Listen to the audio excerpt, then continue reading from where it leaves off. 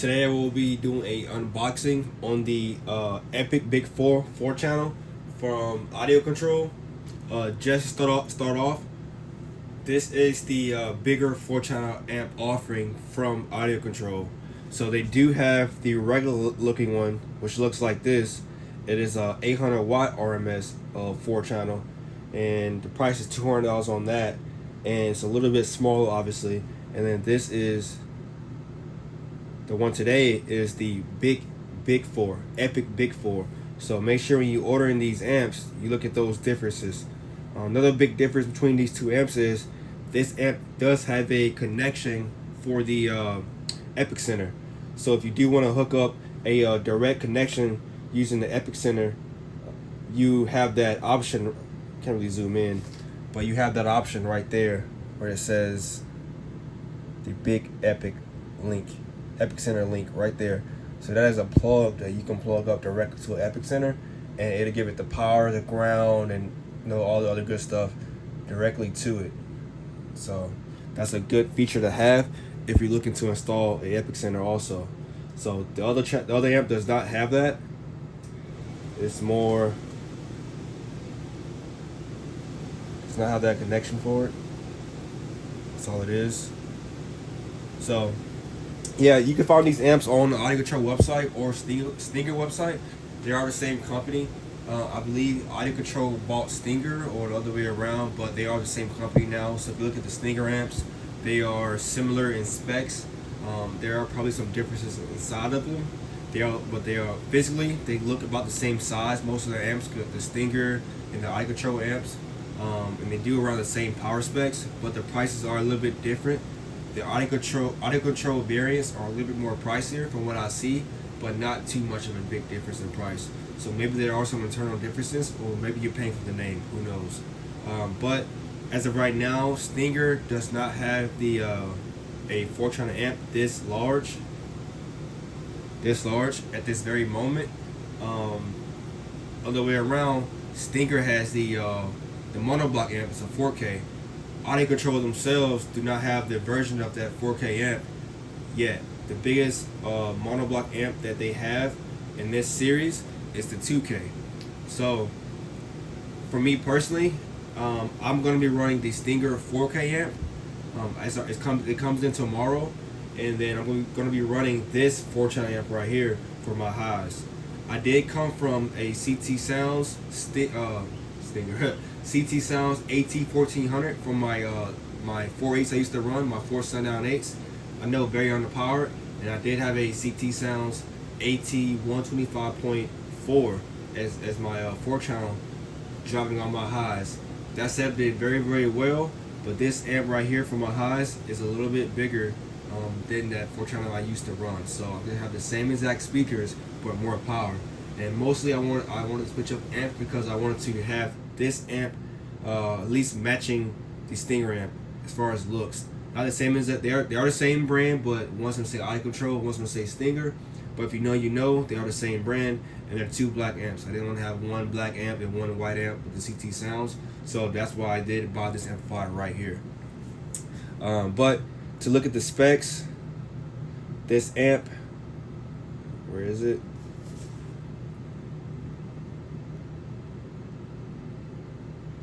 Right there. So this amp is 2 ohm stable. It is a class D. It does 200 times 4 at 4 ohms. So make sure you can zoom in on that.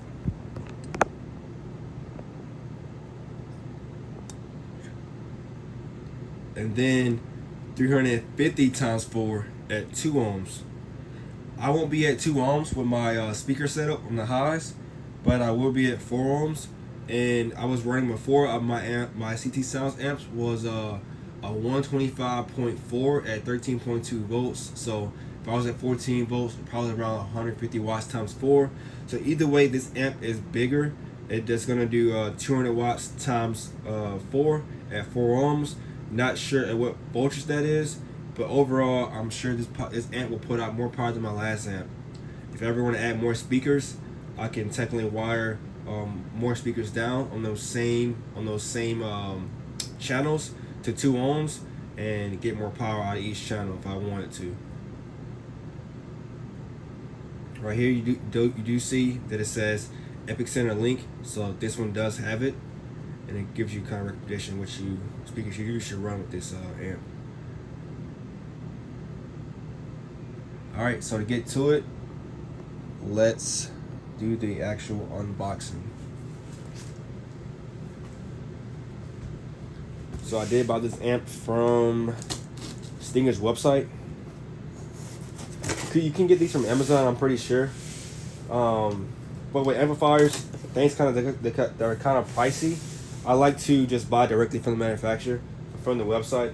So if it comes down to it, you're not like for like warranty purposes. They're like, where did you buy it from? You got it from Amazon, and somehow it wasn't from the actual Stinger or audio control seller from them. But it was like sold by somebody else, and somehow you don't have a warranty with it and stuff like that. So when it comes to pricey things, I like to just buy directly from the manufacturer.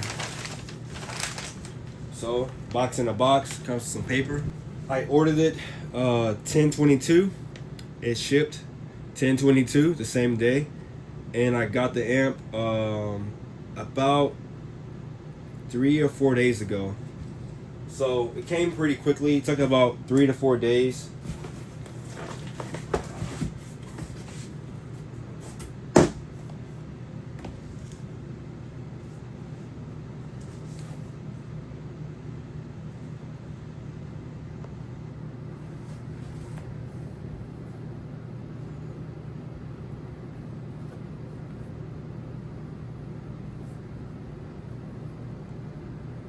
Has a cutout of the actual amp size, so this amp is actually pretty small for 4-channel of this power. So if you can use this template right here if you want to see how it mounts in your vehicle in an area. But you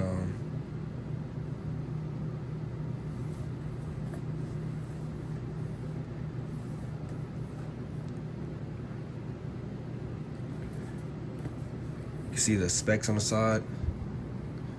Focus.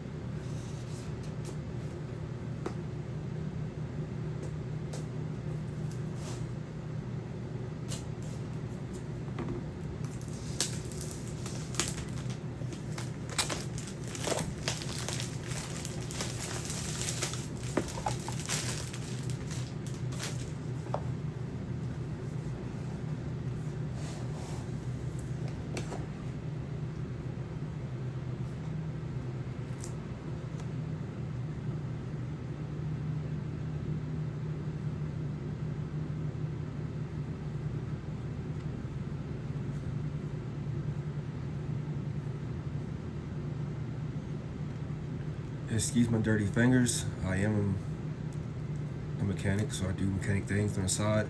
So it is what it is. Be a man.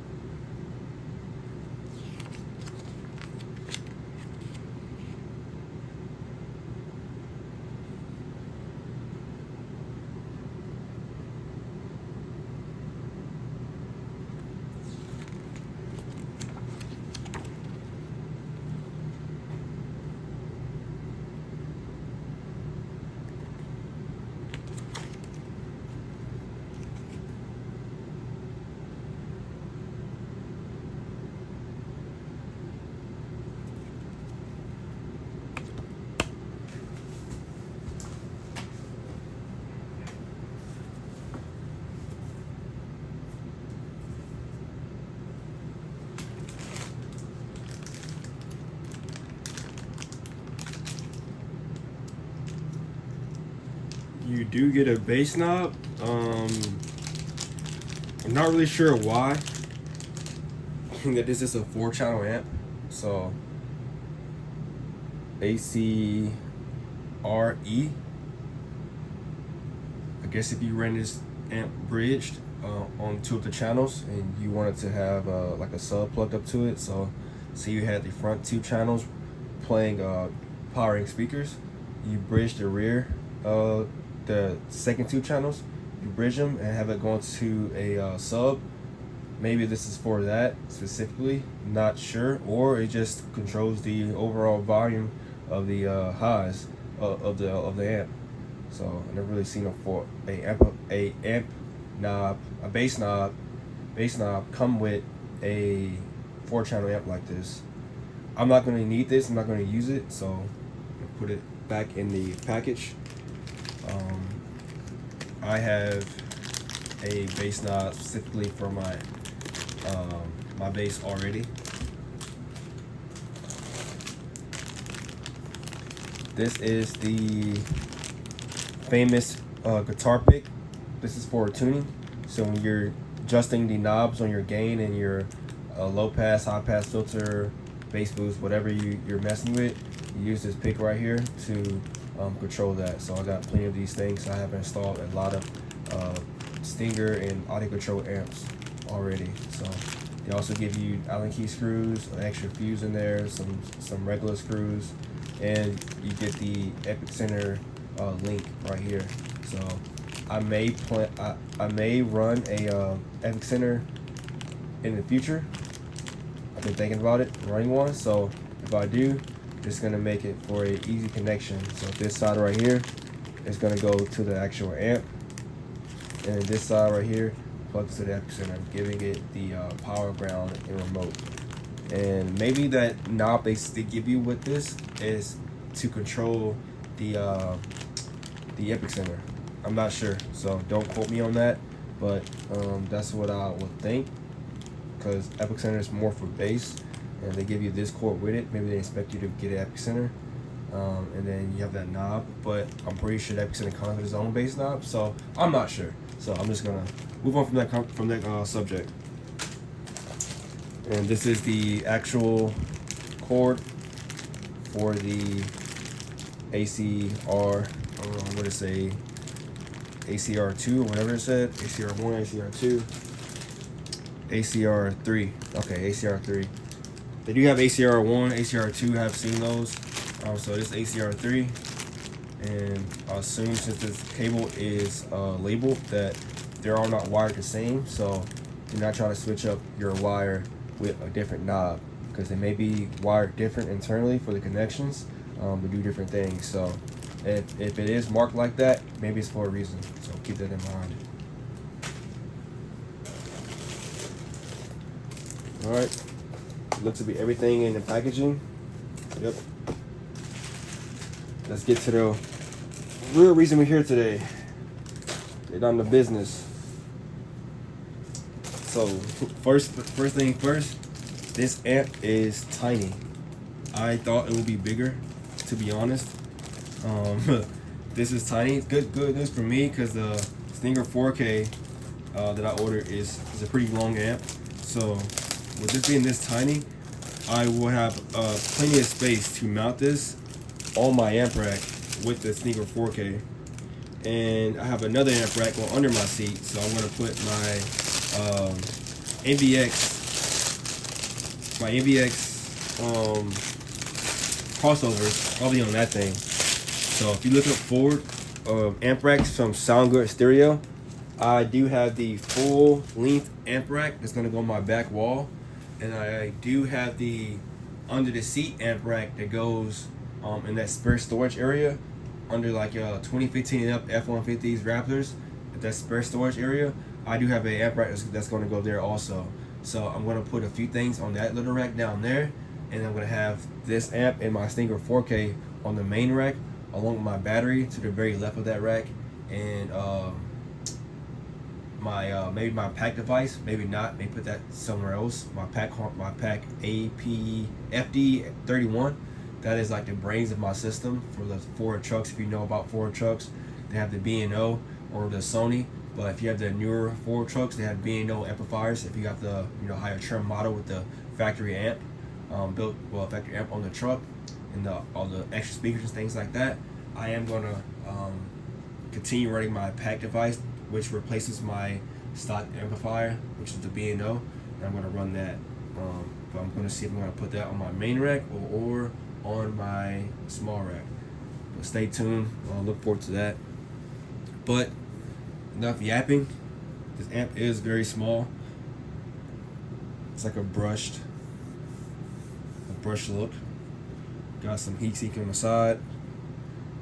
Nothing crazy. Just at this point, I think it's more for looks, to be honest, because it's not really like a huge heat sink at all. If you look at my other review of my the Hi-Fi Vector 3K, that thing has huge heat sinks all the way around, and they stick out a lot, so they definitely are purpose built. But on this amp right here, it looks more for looks, so it doesn't look too plain. There's some venting on the bottom. There's venting on the bottom right here. So make sure you see venting on the amplifier on the bottom of it. Do not mount that amplifier flat on any surface. Make sure you put some kind of spacers between the amp and whatever you're mounting it on, so the amp can actually breathe better. I am guilty of that. I have done installs and I just put an amp flat on whatever surface. No issues of that, but you want your amp to breathe and be more efficient. Make sure you actually put some kind of spacers on the bottom. If you go on Etsy, however you say it, you can look it up, and there are guys that make them for you. And you can get the size, the color you want. You can order them. So that's what I did. So go on there. You can find some 3D printed ones that'll work great for your application. But right here on the side, you have 4 gauge ground, 4 gauge remote, and it looks like 8 gauge. 4 gauge ground, 4 gauge power, and it looks like 8 gauge remote, which is, I don't know why that's that big. You don't need an 8 gauge remote, but thank you iControl for giving me that option to run a huge 8 gauge remote. Over here you have your speed connections. They are screw type. I love that type. I like the spade connector ones, but these are the ones I prefer. They look to be about 12 gauge. 10 to 12 gauge, I would say. So it's a pretty good connection for speaker wire. Should be no problem with that, connecting my speakers. And then you have the Epicenter link right there with its own fuse. So you don't have to put a fuse on the Epicenter wires. It has a built-in fuse right there just for the Epicenter. You hook that up, 1 amp fuse. And that fuse that was in the bag that I saw was an extra one of this one actually.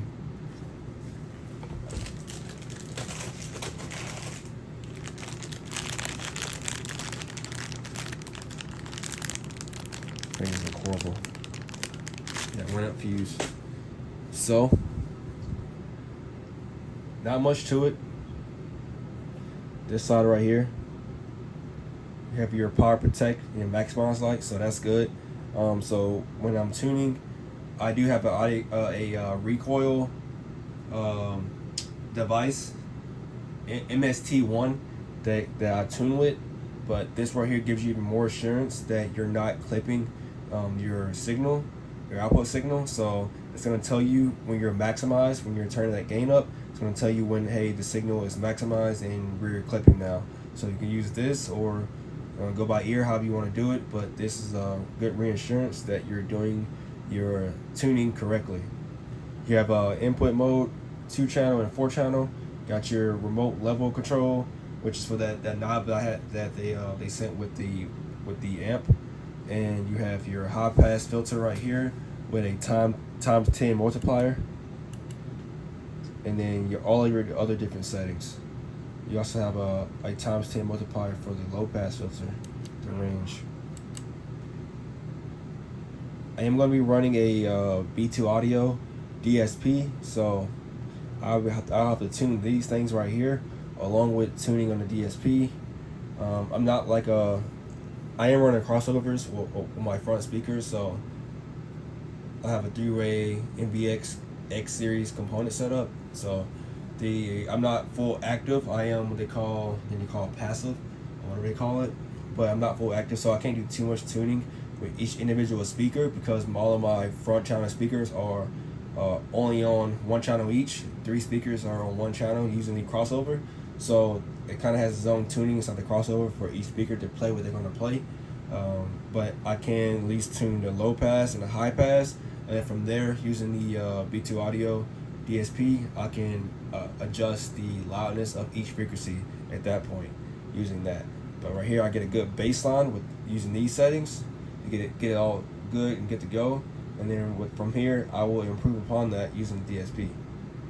But you also have, here are your inputs for each channel 1, 2, 3, and 4, and you have your input mode. So looks good.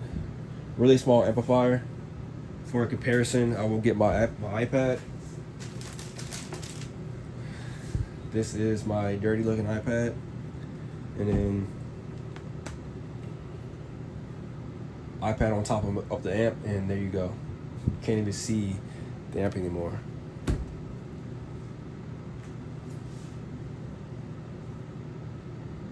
This is a 10-inch iPad Pro, and it covers it up, so it gives you a good idea of how big this amp actually is. As far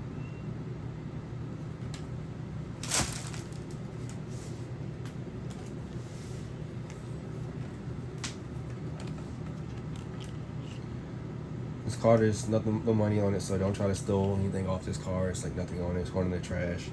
But it is slightly smaller than thickness wise, slightly thinner than a credit card. So there you go. Smaller than a 10-inch iPad and thinner than a credit card. So this is a very, very small amp for the power. Allows you to fit it in any tight spaces that you will need. But that's pretty much it, you guys. If you like this video, please like, comment, subscribe, turn on those post bell notifications. I am an upcoming YouTuber trying to grow this channel. I do a lot of different things, have different cars. Well, I have a Mustang, 800 horsepower Mustang, and a Ford Raptor, and I race my car. I do truck things, I do audio, I do a lot of different things. It's called all things Sure Guy. So I'm not like a one trick pony. If it involves cars and vehicles, I'll probably like it. So I'm not just a bass guy, audio guy. I do other things too with cars, and I am a mechanic, so I can get my hands dirty, as you can see. But with that being said, I want to grow this channel. I want to be able to do more things, put more money into it. I got to make money from YouTube to be able to do things like that. So I'm just out here with a dream, pretty much, doing these reviews and seeing what happens with it. But yeah, I'm gonna try to post more of my installs that I do. I'm gonna post my personal install. I'm taking videos of that, working on that. But I also do audio installs for other people. So I will be trying to do more videos during the install, showing what it takes to do an install. I do have an Instagram where I post my audio builds. So if you're interested in that kind of stuff, just check it out. Go to my link tree on my page, and it'll take you to the Facebook page for my car audio Instagram. And we're trying to have much posted on there just yet, but you can also just go to my car audio Instagram and see my installs that I've been doing over almost like the last year now for other people. So with that being said, hopefully you like this video. Hopefully it helped you out. Like, comment, subscribe, and with that being said, all things Chill Guy out.